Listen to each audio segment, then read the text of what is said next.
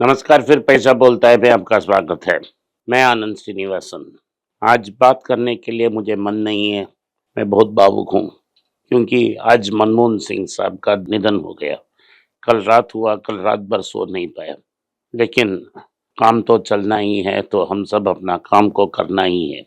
Doctor साहब का निधन बहुत दुखित घटना है पर्सनली मेरे लिए।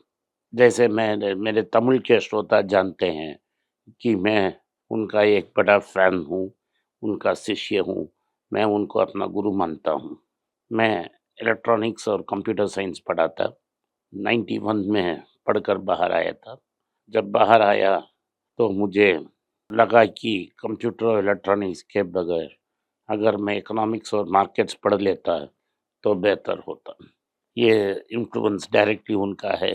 मैंने उनकी स्पीच सुनी 91-92 की और उसके बाद मैं उनके इन्फ्लुएंस में आ गया।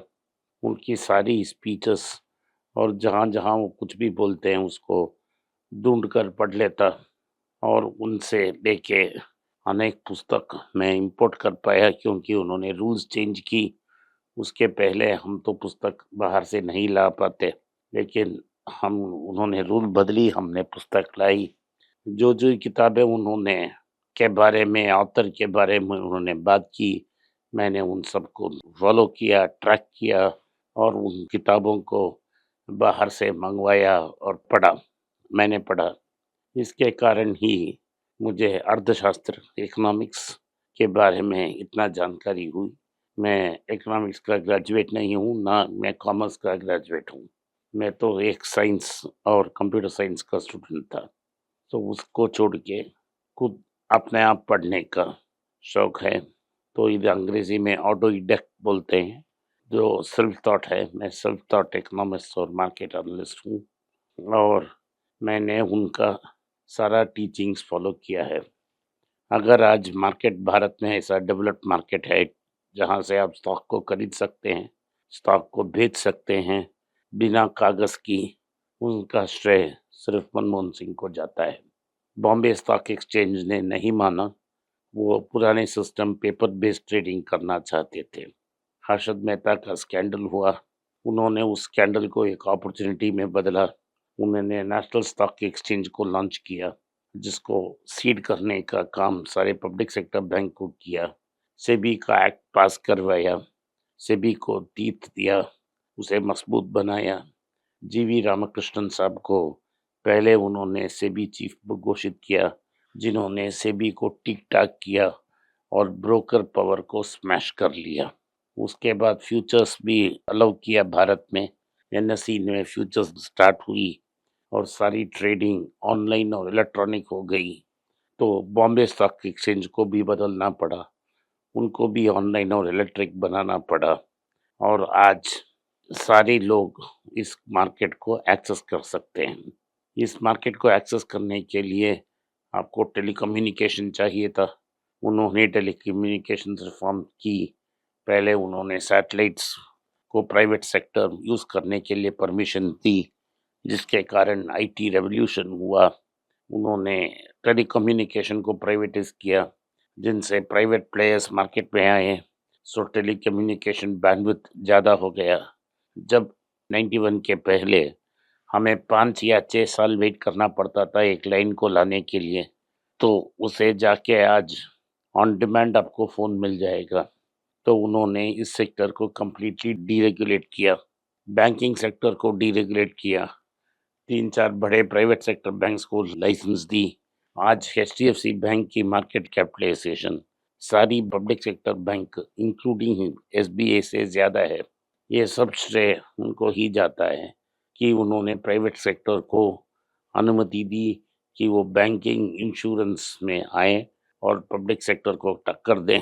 अब एक दक्षिण में कोई बड़े शहर जाएँगे तो किसी युवा के पास एक प्राइवेट बैंक की अकाउंट ही होगा, क्योंकि पब्लिक सेक्टर जाकर उनसे डील कर कर उनसे एक अकाउंट लाना बहुत मुश्किल है। आज वो भी प्राइवेट सेक्टर की तरफ अकाउंट ओपनिंग, लोन सैंक्शनिंग के लिए मोहताज हैं। वो भी पब्लिक सेक्टर कंपनी भी मार्केटिंग करती हैं। स्कूटर के लिए 5 साल का वेटिंग था, गाड़ी के लिए वेटिंग लिस्ट था। सालों की आउट आफ्टर अलॉटमेंट बहुत मुश्किल थी, उन सबको एंड कर दिया उन्होंने। आज आप किसी भी गाड़ी ऑफ चॉइस को ऑन डिमांड ले सकते हैं। अगर ये एक ब्रांड में नहीं है तो दूसरे ब्रांड में मिल जाएगा। गाड़ी का वेटिंग लिस्ट बंद कर दिया, प्रोडक्शन को फ्री कर दिया। और जब उन्होंने पावर को टेक ओवर किया फाइनेंस मिनिस्टर के, जब उस समय सिर्फ 15 दिन की इंपोर्ट्स के लिए हमारे पास पैसा थे, उन्होंने सोना गिरवी रखवाया, कुछ पैसा अरेंज की। उसके बाद उन्होंने आईएमएफ गए, उधर से पैसा लेके आए और इसके साथ इंपोर्ट्स को फ्री किया ताकि ज़्यादा इंपोर्ट करने वाले ज़्यादा एक्सपोर्ट करने शुरू कर दी। जैसे इन्फोसिस को कंप्यूटर्स इंपोर्ट करना का परमिशन मिल गया और वो सॉफ्टवेयर एक्सपोर्ट बेहमत बन गई। आज भारत में सॉफ्टवेयर में लगभग 10 करोड़ लोग काम कर रहे हैं, डायरेक्टली और इनडायरेक्टली। आज इंडिया एक सॉफ्टवेयर में एक सुपर पावर है, इसका श्रेय उनको जाता है। जब मैं छोटा था, 20-22 साल का या 24-25 साल का था, तब लोग बोल रहे थे 3M ने बात को बचा दी। इन 3 मैथमेटिक्स, मनमोहन सिंह और मिडिल क्लास ने बहुत मेहनत कर पढ़ी। मनमोहन सिंह ने आईटी को खोल दिया, उससे अपॉर्चुनिटी आ गई। बहुत सारे लोग बाहर गए, पैसा कमाए, खूब कमाया और एक बड़ा इकोसिस्टम बन गया, जिससे हमें भारत को एक सॉफ्टवेयर सुपर पावर की तरफ से जानते हैं। वैसे ही फार्मा में कुछ एक्सपोर्ट्स करते थे, लेकिन बड़ा नहीं था। उन्होंने इंडस्ट्री को फ्री किया, उनको फ्री हैंड दे दिया। आज भारत में सबसे बड़े एक्सपोर्टर्स में है और कुछ भारत को जो generic capital of the world बोलते हैं, जो ब्रांडेड ड्रग्स बनाती हैं, उनको कॉपी कर लेते हैं और बाहर बेचते हैं। तो इन सब के कारण एक मजबूत एक्सपोर्ट इंडस्ट्री की तरफ से फार्मास्यूटिकल्स भी उभरा। उनके पहले तो हमारा एक्सपोर्ट्स लेदर की चमड़ी, लेदर बैग्स और कॉटन टेक्सटाइल्स थी। उन्होंने this thing crude refining, IT, pharma and even automobile exports में भारत की जो एक्सपोर्ट्स है उनको एक्सपेंड की है। उन्होंने ज़िंदगी में बहुत क्राइसिस देखी थी। 91 एक बड़ा क्राइसिस था। 2008 का क्राइसिस को भी खूबी से उन्होंने हैंडल की और जो सत्यम का स्कैम था उससे भी उन्होंने ठीक करवाया। सत्यम में वैल्यू फिर से शुरू किया और उसे टेक महिंद्रा को बेच दिया। तो वैसा उन्होंने बहुत सारे काम किए।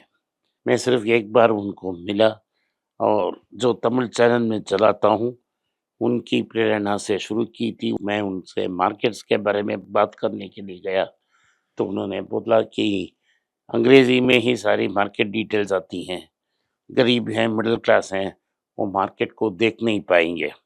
तो मैंने उनको बोला तो क्या किया जाए, एक आइडिया उपाया जाए। आइडिया के बारे में बात की तो उन्होंने एक पुस्तक में जो लेके गया, उसमें उन्होंने लिखा, ideas are most important, it can change things forever. मैं बाहर आया और तमिल का यूट्यूब चैनल को बना दिया बड़ा और आज जहाँ 20,000 थे जब वो मीटिंग के लिए मैं गया, आज लगभग 14 लाख लोग हैं। वैसे ही मैंने सोचा कि हिंदी में भी हम बात करेंगे, हिंदी जानने वाले लोग भी इसका भरपूर फ़ायदा हो सके और ये मार्केट के बारे में हिंदी में भी मैं आसानी से विश्लेषण करूँगा। आज के लिए इतना ही। आपने इस पॉडकास्ट को सुना, इसके लिए मैं आपका आभारी हूँ। मैं आज बहुत भावुक हूँ, बहुत इमोशनल हूँ, कोई अच्छा बात नहीं कर पा रहा हूँ। फिर भी धन्यवाद, नमस्कार, जय हिंद।